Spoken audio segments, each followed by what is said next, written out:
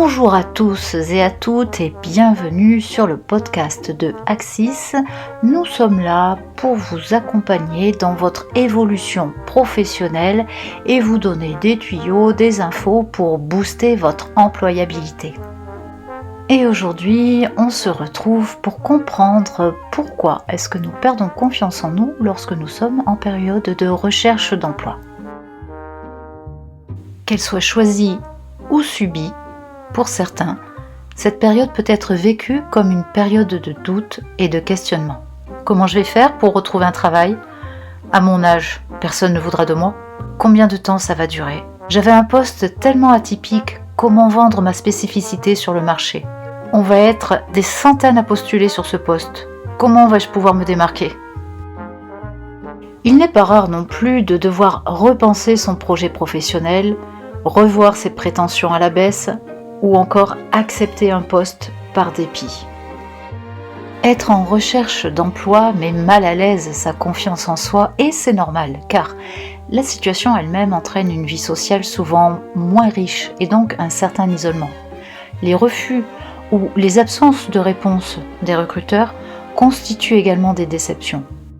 Si de plus, la fin de l'emploi précédent a représenté une perte douloureuse, on peut comprendre que cela n'aide pas à rester motivé, dynamique et de bonne humeur. Et pourtant, la confiance en soi reste un critère déterminant dans la prise de décision finale des recruteurs, car elle est souvent associée à l'expression de sa motivation et d'un certain dynamisme.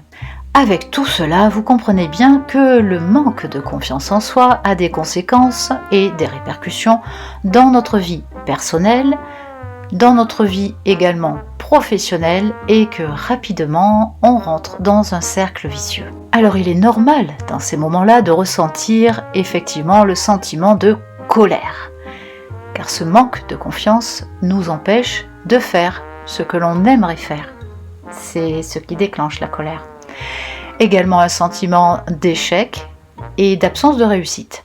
Bref, avec tout ça, récupérer de la confiance en soi, ça marche comment ? Il suffit de faire son inventaire, de faire une mise au point.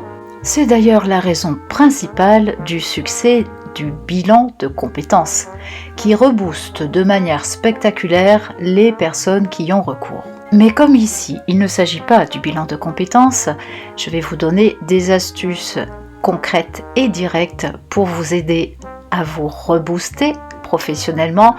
Mais si toutefois un bilan de compétences vous intéresse, sachez que en utilisant votre compte personnel de formation, votre CPF, la prestation peut être totalement gratuite. Revenons donc à nos affaires ou plutôt à notre fameux inventaire.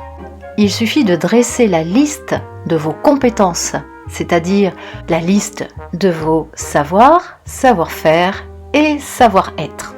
La liste de vos savoirs, c'est en fait la liste de vos connaissances. Alors, bien évidemment, vous n'allez pas rédiger toute une liste de plusieurs pages sur tout ce que vous connaissez dans la vie.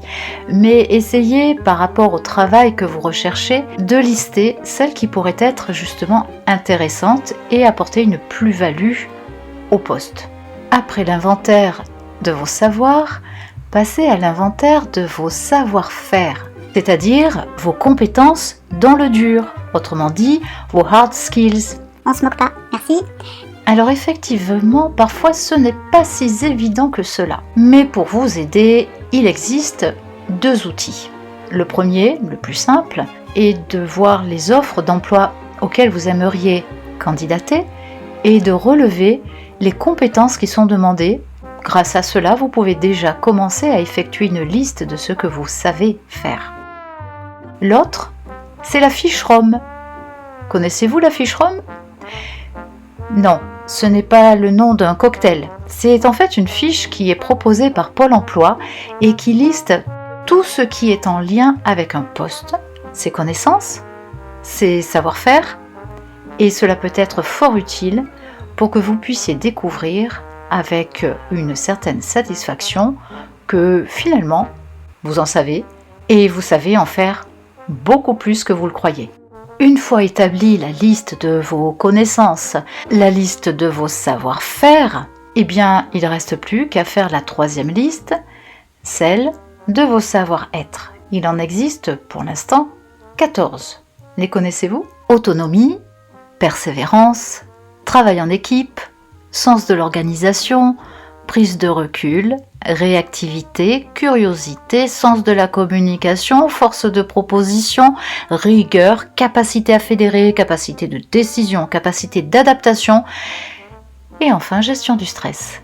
Alors si vous estimez que 14 soft skills c'est bien trop peu pour vous définir, n'hésitez pas à en ajouter dans vos commentaires. Qui sait ? Cela permettra peut-être de participer à l'établissement de la future liste. Et dans ce podcast, vous l'aurez compris, ce qui mène à la confiance en soi, c'est d'aller vers la connaissance de soi. Et l'on a tendance, dans les phases où l'on ne se sent pas à l'aise à son poste, ou lorsque l'on est en recherche d'emploi, à oublier tout ce que l'on est, tout ce que l'on sait et tout ce que l'on sait faire. Refaire le point sur ça est un moyen efficace pour récupérer sa confiance en soi. Alors effectivement, comme on vous le disait dans un précédent podcast sur les clés qui ouvrent la porte de la confiance en soi, vous l'aurez compris, la connaissance de soi fait partie intégrante du processus. C'est tout pour aujourd'hui. On se retrouve bientôt pour d'autres astuces qui donneront des ailes à votre employabilité.